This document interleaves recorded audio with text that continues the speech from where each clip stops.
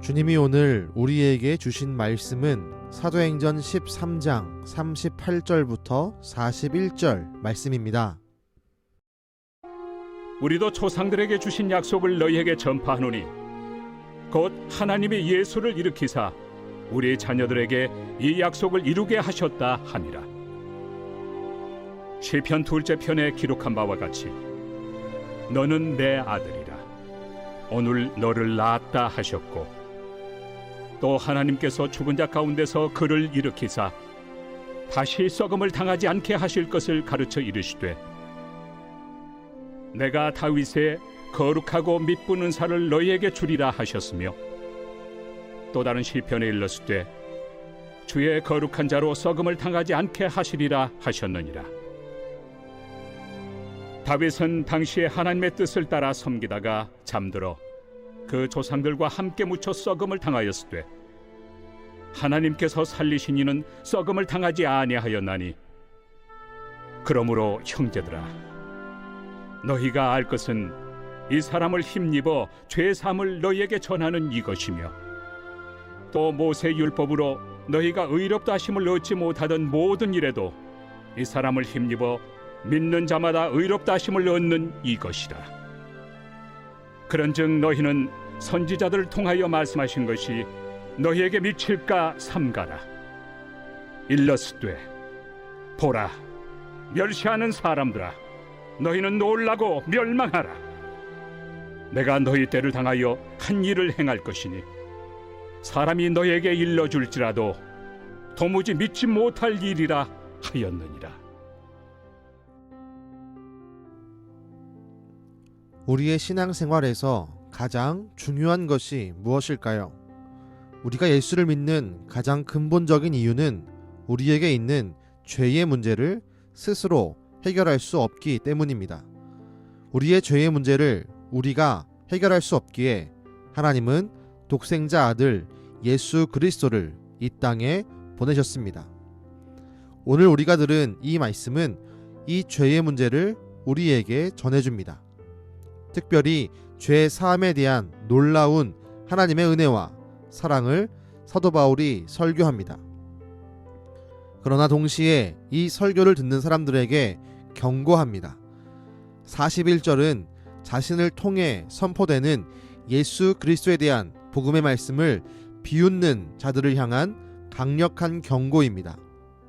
38절부터 39절까지의 말씀은 예수 그리스도께서 죄인된 우리를 향해 죄 사함을 선포했고 완성했음을 말합니다. 그러나 40절부터 41절까지의 말씀은 복음을 듣고 멸시하고 비웃는 자들에게 이 말 예언자들을 통해 선포된 심판을 경고하고 있습니다. 우린 이 두 가지의 상반된 사도 바울의 설교를 동시에 들으며 깊게 기억해야 할 것이 있습니다. 하나님의 말씀은 땅에 떨어짐이 없이 반드시 성취됩니다. 하나님의 구원의 역사, 죄 사함의 은혜는 말씀에 기록된 대로 예수 그리스도를 통해 우리에게 성취되었습니다. 그러나 하나님이 하시는 불신자들에 대한 심판 역시 이루어졌고 앞으로 완전하게 이루어질 것입니다. 우린 성경의 말씀을 읽으며 그 말씀이 반드시 성취될 것임을 확신해야 합니다.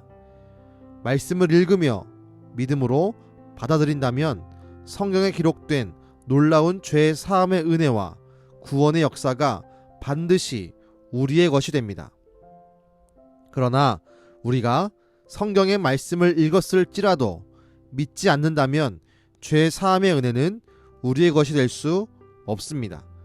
대신 하나님의 진노와 심판이 성취될 것입니다.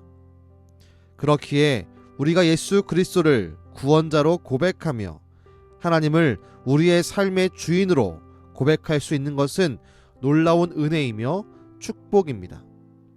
우리가 가지고 있는 믿음은 절대 하찮은 것이 아닙니다. 우리에게 있는 믿음은 우리를 죽음에서 구원하는 믿음입니다.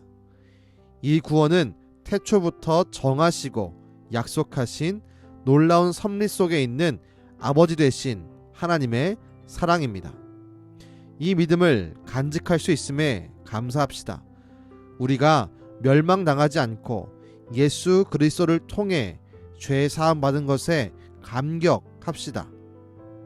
그 감격으로 우리를 구원하신 예수 그리스도를 향해 나아가며 찬양하는 은강의 모든 가족이 되시기를 주님의 이름으로 축원합니다. 기도하겠습니다. 주님, 말씀에 기록된 모든 하나님의 약속이 예수 그리스도를 통해 성취되었음을 분명히 믿습니다. 예수 그리스도를 믿음으로 그 구원의 역사가 죄 사함의 은혜가 내 것이 되고 우리의 것이 되었음에 감사합니다.